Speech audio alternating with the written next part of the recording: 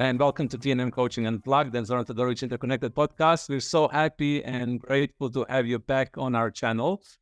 And today's theme is super interesting and super juicy and amazing and enticing for so many people to listen into, because we're going to be talking about the leader's role in ensuring the well-being of their employees. Now more than ever, we all need to be well, we need to be healthy, we need to be productive, we want to feel good in our life and in our work.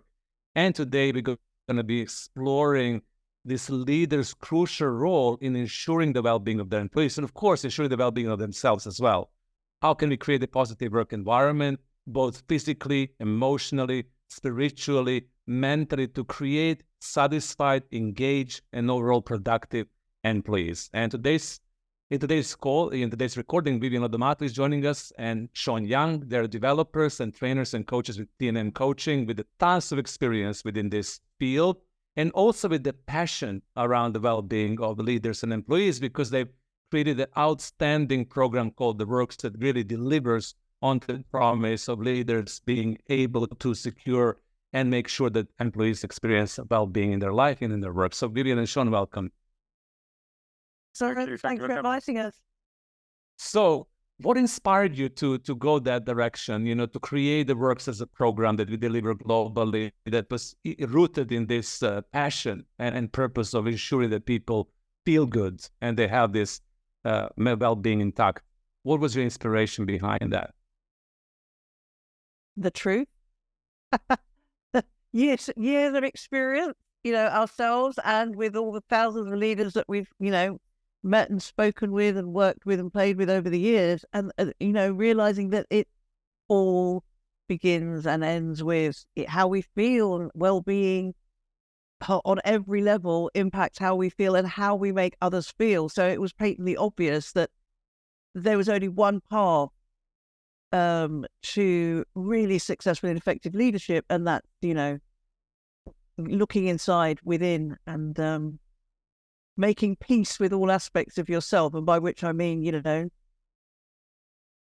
being kind to, showing compassion for, being aware of and acknowledging, the different aspects of being human and taking care of yourself on all those levels. That was the key to being good to yourself and good to others, and creating the kind of workplace that you just described. And by the way, you missed a very important word out. Which is? Yeah. People, employees, I think you call them, people who are happy. And people who are happy have a great relationship with themselves, first and foremost. But that's from my perspective. What Shaun thinks. Well, of course, we're going to have similar perspectives, aren't we? But I guess in addition to that, we know through surveys and studies that actually happy and healthier workforce are more productive. So we know organizations can see the benefit. And for years, organizations have been talking about well-being in the workplace, but not necessarily doing anything about it. And our aim for putting this program together was getting them to, walk the talk, really.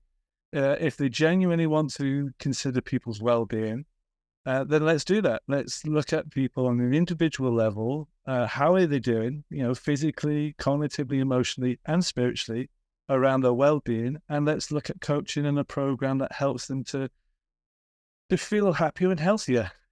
Yeah. Mm. And Vivienne, you mentioned that, that whole journey for you started in empowering people to get to know themselves. So tell me a little bit more about that. What does it mean for you, and what does it mean for the listeners in this journey of well-being, that this first significant step is knowing yourself? It's about taking the focus from the outside, where we're so busy being busy, or we're so engaged with what other people think, not just about us, but about everything else. And listening to everything that's going on in the outside world, and also being, let's face it, a little bit obsessed with our outside world. What we wear, what we do, where we go, all of that stuff, where we live, and how we appear, and shifting the focus 180 degrees, taking it on the inside. And then becoming aware as a result of that, just that one choice, that let me just think about what I think, and let me just find out what I think. let me listen to what I tell myself. What are the conversations I have with myself? How do I feel about that? Not just what do I think about that? And what are my attitudes to life? And how do I relate to the world around me? How do I see myself? What am I here for? And if anything, and what's meaningful to me? What isn't? How does all that impact me and how I feel? And then how does that then, and automatically that sort of triggers empathy.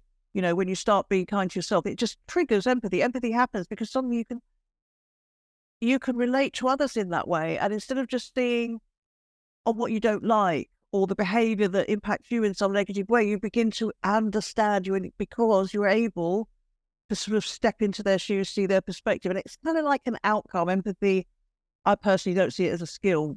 We often talk about it as a skill, but actually, when you break it down, it's the outcome of, that self-awareness and then acceptance of self, which Shaun and I would call self-love. And that's what our book was ultimately all about. It was about that acknowledgement of, all the different aspects of self, healing of that relationship, acknowledging on a daily basis all those aspects of self, sort of embracing them and integrating them.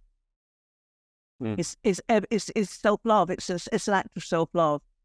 And it is actually synonymous with self-acceptance, unlike self-esteem. So what are those elements, Shaun, that Vivienne is talking about? Integration of all those elements that constitute the self-love, integration of them. What are those? So we wanted to think about this in a holistic way, and that's why we looked at the human being in its entirety and what makes us human, our physical being. And what we decided to do with these as well is to focus on the intelligence behind it. So we have physical intelligence, and how to increase that will help us with our well-being. We have emotional intelligence, which we all know about, right? We also have this cognitive intelligence, which is not about, our literal lateral thinking. It's our mindfulness, our ability to think differently and change our mind and to use our mind well. And it's also spiritual intelligence, how to not allow our ego to take over and to listen to our higher self, that inner wisdom, that intuition, so we can act on it. And once we get alignment, in all of those areas, we feel well. So when we came together to look at that, we thought, okay, so let's assess how people are doing in those four intelligences and where is there room for improvement. So that alignment, it's the alignment of those four different intelligences that creates the well-being, right? The awareness of, sorry, Shaun, go ahead. No, I think you're right. It's the awareness of that's the starting point. And in fact, for all of those intelligences starts with awareness, as Vivienne just said, even with emotional intelligence and having empathy and compassion for other people starts with having empathy with yourself and compassion with yourself. And then, of course, it moves from self-awareness, having an awareness, to being able to do something with that awareness in all four intelligences. So once we're aware we're not exercising enough, or we're not got clarity of thinking, or we're not managing our emotions, we're getting emotionally hijacked, or we don't feel like we're on the right path in life. It's what do we do with that information? So how do we turn that into action? And that's what the programs help people to do, be aware of it and then do something about it. So how do they manage to move themselves from being aware to doing something about it? Because I can see that a lot of the time when it comes to the well-being, somehow we all put ourselves the last. People usually will come to coaching conversations, they will come to the programs, they would say, yes, I'm aware. For example, I need to exercise more, or I'm sitting at my desk all day, I need to stretch more, I need to move my body more, I need to eat better, so that my physical intelligence can get going and it can get out of the balance. But then somehow the habits, the inertia, the life happens. So from your experience, what really creates this deeper motivation and willingness for people to engage and transform and action on that? I start. We use coaching. As we all know, coaching works, training doesn't. People forget what you tell them to do, but people remember the insights that they gain from a process that we call coaching, and it's just becoming aware. This is self-coaching we're talking about now, and that's what we talk about in the book, and it's the methodology we use in the works, in the program. We facilitate a learning journey which is based on what we've already talked about, an integrated approach to well-being and self-coaching. So it's using what we know about coaching and why coaching works, about what through creating knowledge and insight, rather than it activates rather than pacifies by telling people what to do, because that's what telling people what to do does, right? It pacifies them. Then they go away, they forget about it 5 minutes later. So we facilitate insight, which activates them, and they choose to take action as a result of that ability to self-coach, to reflect on and be really consciously aware of what goes on in their own heads, including, the reasons why they're not doing what they've committed to doing, and not sort of pretending that's not happening. You can't, this is the great thing about it. That process of becoming aware of yourself on the inside and starting that relationship, you can't divorce from that relationship ever. You're in it for life. And once you become aware of it and you've opened that door to that relationship, you can't switch it off, but you can, I don't know, you can probably put it to sleep for a little while, but you can't switch it off. It's always there. Always there. Sure.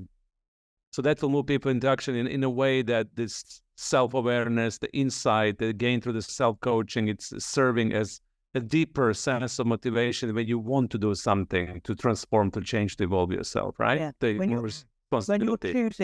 you're choosing it. Yeah, and I think that's an important element to this program, which you don't see in all the programs actually, and that is this element of self-coaching. And it's a tool that we help people to develop over the program, and then we encourage people to use throughout the whole process, but also to continue using beyond the program. Because if people are there for themselves every step of the way in their life, being able to sit themselves down, have a good conversation with themselves, ask good questions, really listen, really empathize, and show compassion to self. And I think that, that is what makes this program special and actually activates that change. And compassion being, again, an important ingredient, as Viv said, we've wrote a book, How to Coach Yourself to Wellbeing Through Self-Love. Self-love being an important element, because as you raise your self-awareness, there is a danger that you start to become more and more aware of your faults, your weaknesses, things that you're not doing.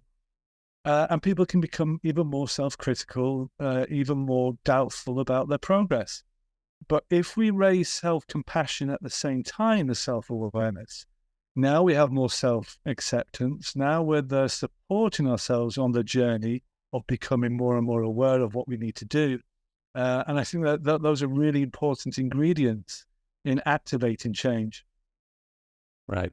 And you're using the self-love, language, which I personally love and adore. My curiosity here for the leaders who are listening, how is this language landing within the business context? So when you are talking to leaders in training, in coaching, and you really would love to empower them to the journey of self-being and well-being, and you use self-love as language, is it acceptable in organizations nowadays, in corporations, in businesses, or is still like something iffy, something intangible, something fluffy that people shy, or what is the sense in the room? It's funny, because we were in a training just last week where we were talking about this very thing and saying how wonderful it is to be able to stand with leaders and to be talking to them about things like self-love, self-care, well-being, but especially the L word, the love word, and to not have to sort of defend it or defend our reasons for raising it. It seems to land very naturally with people, where my personal opinion is that at this time, as we hurtle towards an increasingly digitized, world, aided and abetted by AI, and whatever your opinions about that are, it seems to me that it's incredibly important for us to focus on our humanity and to turn the volume up on our humanity. It's a sort of a premium product. And so it seems that notion is in sync with the business world at the moment, because in our experience, and last week was just an example of that, talking about self-love is totally socially acceptable. And in fact, you can almost hear the sighs of sort of relief in the room that, oh, we can be ourselves, we can be human. We don't have to, play the part of whoever it is we think we're meant to be at work. Exactly. And not be authentic, because it's a permission. And I really would love leaders who are listening to this, who haven't been in a situation to be in your programs or in well-being programs, that this language is now naturally landing, so empowering them to use it without being shy or without being feeling that they're inappropriate, that self-love, it's essential part of self-care. And if we love ourselves, then we can take care of ourselves and then everybody else around us, right? Shaun, you would agree? Oh, yeah. I mean, most people know deep down that if we treated ourselves in the same way as we treat a loved one, it would be very different, right? I mean, people would never give bad advice about lifestyle choices and how to live your life to their child or to their best friend or to a partner. They want the best for other people. And I think you've said it before, Zoran, we're always thinking about other people, but we're not always thinking about ourselves. We don't always take the advice that we give to our loved ones. And actually, to have real well-being, we have to start. So a few things that I would like to just expand on, Vivienne, you mentioned that as well, that we're living in an extremely challenging time when it comes to the digital, toxicity of our environment with the, the AI, the ChatGPT, the social media. I was in the workshop, last week as well, like yourself, and we had a huge conversation about the impact of digitalization on the well-being and how much leaders or employees and people in that organization were struggling with balancing their digital life and their, let's say, organic or life in a real reality. And, it was a very open conversation because everybody in that room, they were aware that they're hooked into it, that somehow there is something pulling them into this digital space. So scrolling, browsing, responding to the messages instantaneously, checking their WhatsApps, going to the LinkedIn, being obsessed with number of likes. And most of them had difficulties balancing the digital pressure. So what is your take on that when it comes to the well-being and balance in our life right now? How do we work with that? How do we help ourselves balance that digital pressure so that we can experience more well-being and less addiction and dependency and lack of energy? Because again, lack of energy because people feel, drained after being with technology for a long time. Habit, you said, right? Well, yeah, changing habits. It is a habit, the way we use social media. And of course, a lot of social media is designed to be habit forming. So we kind of have to get ourselves off of that particular drug because it is like a drug. It's the dopamine effect, the whole, let's not go into it. We know that it is something that we need to control, and it comes under the same heading as everything else that we talk about. And we don't give any advice. We don't advise people what they should be eating or how much exercise you'll be having. We just, it's a coaching approach. We point out, how about this? So you're aware of that.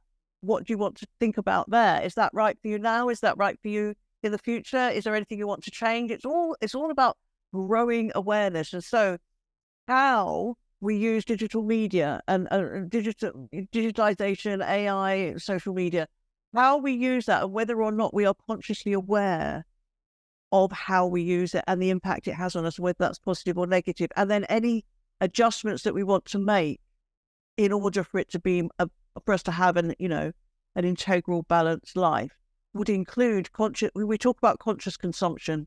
Conscious consumption is not just about food and drink, and it's about what we choose to have in our consciousness, to focus on, to put in our bodies, to have around us. Conscious consumption would include how we interact with electronics and social media, and changing habits and doing it because we're aware of the impact that it's having, a negative impact, and because we want the benefits that we will get. We want to take action. Shaun, anything you would love to add to that? I think we have to. I mean, we're being drawn into sitting in front of a screen longer and longer, right? So, there's practical things that we need to consider in terms of, is our seating area ergonomic? Are we getting enough breaks? Are we moving around? How's the light of the computer on our eyes? We do have to consider all of these things. But we also have to look at how we prioritize our time in order to get the balance. It's not just work-life balance, but it's a balance between being sat still and moving. It's a balance between looking at a screen and not looking at a screen. The balance between having, doing emails and picking up the phone instead of always emailing. Do we have that right balance in our lives? Well, that's something we all have to consider. What can we do to get it? Yeah. Which is kind of sort of like an integrated, if you think it's an integrated approach to how we use social media. What impact does it have on me physically, negative, positive? What impact does it have on me, cognitively, and how I think about things and emotionally and spiritually? And that's how, an integrated approach to well-being approaches everything. And you said that the beautiful way about integrated approach in well-being, it's creating this coherence, alignment, and balance with those four aspects of our human design, so to say, the cognitive, the emotional, the physical, and the spiritual. If the people who are listening right now get really excited about it, it's like, wow, this is an amazing thing to do, and I would love to start doing that. I know we cannot unpack all the practices and tools and processes that we usually cover in the programs, but what would you say to people are the good starting point and how they can get more in alignment with those four aspects of themselves, and what is for them to do, just to start with? Yeah, buy our book. Of course. We will book. We will share the links to your book in the description of the podcast. Absolutely. I mean, seriously, because the book, of course, is about that, right? Love. It's about looking at those four intelligences and assessing, and loads of practical tools and tips about how to increase those four intelligences so we can find the right balance. But we can share some of those now, can't we, Viv? Absolutely. Just you. Just at the core of the book, as a process, okay, let's talk about the practical side. As a process, it is the process of self-coaching. And at the core of self-coaching is very, very simple, open questions that enable you to gain value from every experience and to be able to hear your thinking and to do critical thinking about that thinking. So the three basic questions you can ask yourself about, everything you experience, everything that happens is what did I learn? What insights did I gain? And what needs to happen now? After you've had that cigarette, for example, let's talk about a really simple one. Somebody who wants to stop smoking and they're sitting there smoking and, oblivious to it, but they're not really, are they? As certainly I know as an ex-smoker, it's the conversations you have in your head about that cigarette as you're smoking it. And you could choose to ignore those conversations. Maybe those conversations are perfectly benign and you just smoke away. Or maybe like me, there is a conflict between what you're doing and what you're thinking. Like, I don't want to have this cigarette and yet I'm still doing it. And of course, that conversation is not the same as the conversation you have with somebody else. It may differ also. And that in itself is a learning. From that conversation, what did I learn? What insights did I gain? And what needs to happen now? Well, I need to continue smoking and just enjoy it and shut up. Or I need to listen to that voice and not, what's it going to be? And it's when you get fed up with that conversation that you do something about it. And so that simple act of reflecting on all your actions and listening to the conversation you have with yourself about it, conversation you have on the outside, is there alignment? Is it not? And then thinking, okay, what did I learn? What insights did I gain? What needs to happen now? And you will take action because you will become so bored by your own lack of alignment and the conversation just by becoming aware of it, that you will make change. So I would say those three, just do that after everything that you do, everything that, you eat, every conversation that you have, particularly the bad ones, but also the good ones, at the end of every day. They're just such great questions. It's about self-reflection, ordered self-reflection, which is what self-coaching is. And in terms of raising self-compassion, asking the question, again, this is still with the inner dialogue, right? And a lot of the book works with inner dialogue. A lot of the program helps people to work with their inner dialogue so they become more self-aware and catch what they're thinking, challenge what they're thinking, and change what they're thinking.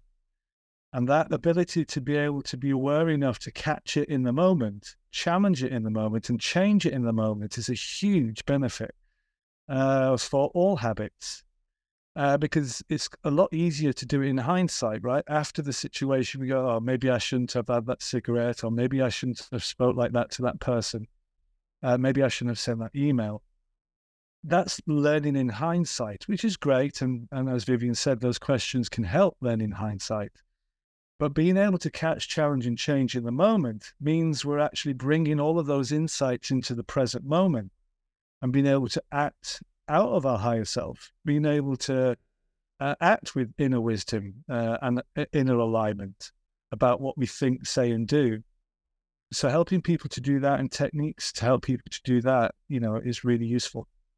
Yeah. Beautiful. I love both of those hacks. They really, really feel wonderful. And this is exactly what I was looking for. Just a few tools to start before the people read the book or they come to our programs. Now, let's go first full circle, because the topic and how we started this conversation is the leader's role in ensuring the well-being of the employees. I think that a lot of leaders nowadays, they understand that this is part of their job, not only to get people to be productive, effective, efficient, to treat them as a human resources instead of human beings. But a lot of the leaders right now are getting awakening to this reality that they have responsibilities. So what would you say to leaders, and how can they get more willing to be responsible, to create a culture within the organization where the well-being is present, and what they can do to secure the implementation or integration of that culture? Well, the first thing is to recognize the direct link. And I think most senior leaders, definitely, I think most leaders are aware of the fact that there is a direct and very clear relationship between happy, engaged, motivated people and well-being, and how good they feel with how well they perform. I think, like you said, Shaun, you said there's no need to introduce emotional intelligence, right? We all know about that, and we all know about the impact that it has. And one of the most important things that it does, it creates, all the good things that so many companies are looking for today in organizations, things like, psychological safety, mutual respect, mutual learning, growth mindset, all the good stuff, diversity and inclusion. It's all driven by these basic human skills that we're talking about. And so, what leaders need to do is to really take on board, I think they recognize, but put it into action, that you manage inanimate objects, systems and processes, you lead people. And people are the future of business, because those systems and processes will change, and they are changing radically, as we can see before our eyes, as a result of all the digitization we're talking about. So let that happen and allow that to happen, and focus on leading people and growing people, because that's where the future is at. And that is what's going to give you the competitive edge. It's very simple. So make that choice. And the wonderful thing about these human skills is that they're not skills you need to learn. These are skills you already have because you're a human being.